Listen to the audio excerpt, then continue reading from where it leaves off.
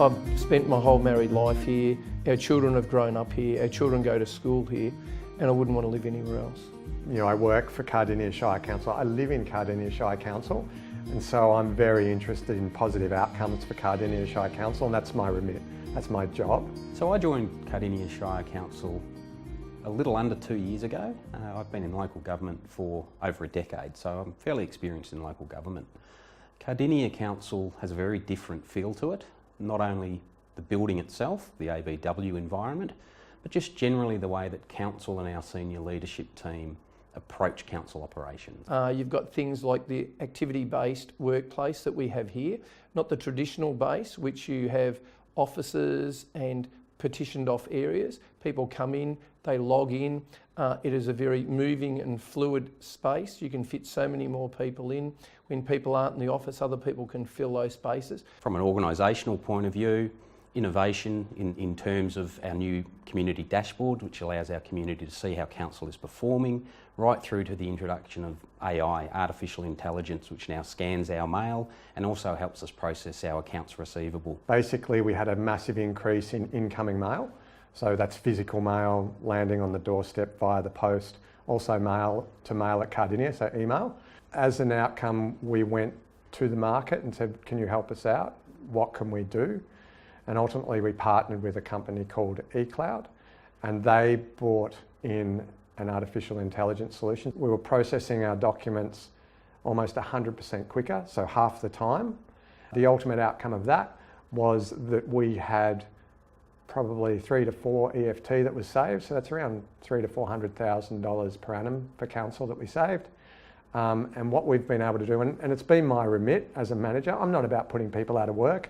There's a lot of fear around AI, I'm going to lose my job.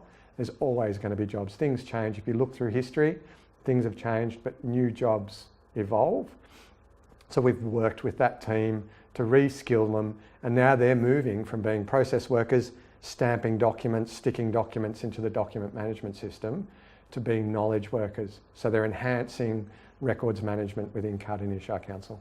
We've just launched some dashboards on our website, and the idea behind those dashboards is that we want the community to be able to see how we're performing at any time that suits them, rather than waiting for once a year for the state government's community satisfaction survey to come out.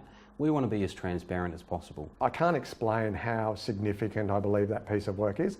I really hope that, and the state government's seen it and they've been very impressed with it. Instead of having to produce a quarterly report and doing a whole lot of work, literally the data is just updating every single day. And it just provides a really good comparison for our community to see how well council is performing, how well we're spending their money. We were named recently as one of the 100 most innovative companies in all of Australia in the Australian Financial Review. We were the only local government to win that. So we're really proud of that outcome, and again that's reflective of the support and the encouragement that we receive from both our councillors and our senior management, and the support and the hard work of all of our staff here in delivering these innovative approaches to the way that we serve our community.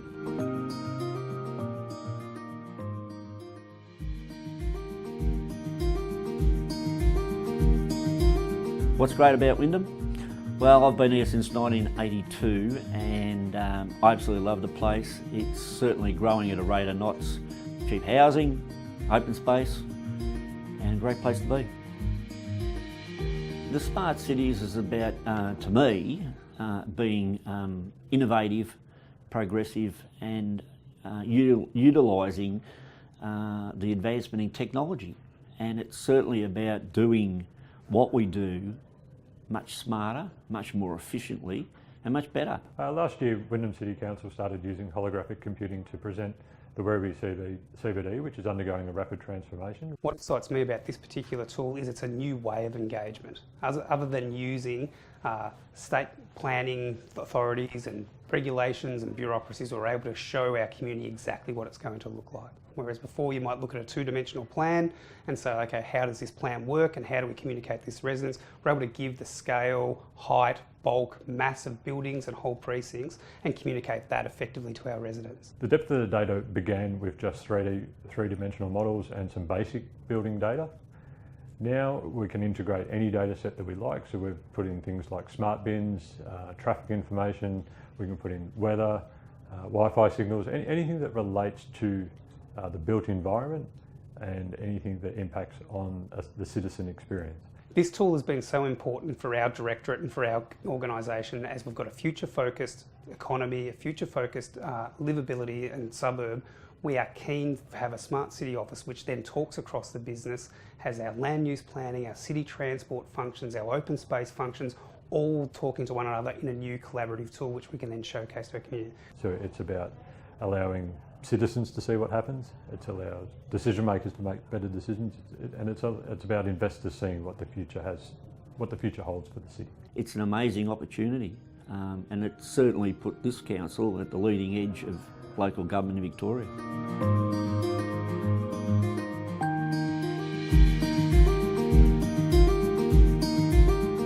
Brimbank, the place that I grew up in, the place that my children grew up in, the place that my grandchildren are growing up in, an absolutely wonderful place. I think when my parents came here, if they would have chosen any other place, I don't know whether I would have been as happy, because Brimbank is really a very vibrant place, culturally diverse, and if you think about the 160 different languages that we do speak here, we relatively live in harmony, and that's what I love about it. Youth unemployment is quite high in Brimbank.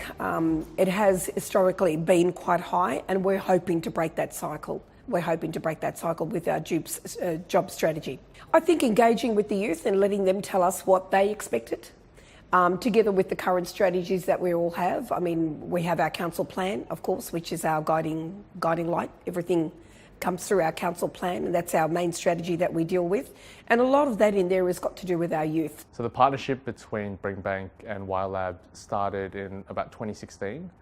So YLab was brought in to establish, recruit and train the Brimbank Youth Ambassador model, which was having young people engage in local council processes.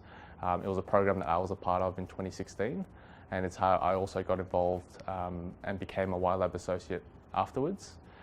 From there, we've worked on a variety of different projects, YLab and Brimbank together, and what this has culminated in is a long-term relationship, and what we've developed is now the Brimbank Youth Job Strategy, where we had local associates to Brimbank who were also part of that Brimbank Youth Ambassador group work on the strategy in consultation with council. What drew me to YLab was their own mission to give other young people the tools and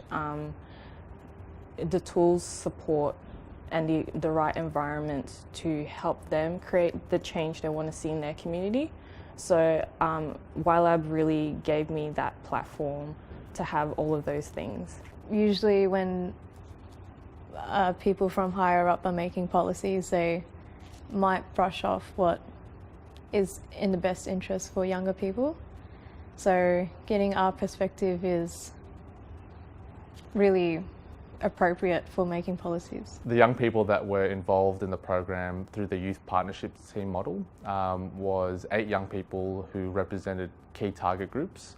The impetus for that was that we know that youth unemployment affects different young people with different lived experiences disproportionately, and what we wanted to do was have those target demographics, which is young people living with a disability, young people living with a severe mental health issue, an early school leaver, tertiary education, represented in the youth partnership team model. Engaging in a partnership with YLab would certainly be something that we would be looking at again, absolutely. It's been such a wonderful experience, and we look forward to engaging them. Yeah, I think the impacts on the community, hopefully they can look at what we've done and help them to inspire other communities as well to make hopefully similar or make developments from the program that we had. I think the impact that I hope the youth job strategy makes is that change of perceptions of the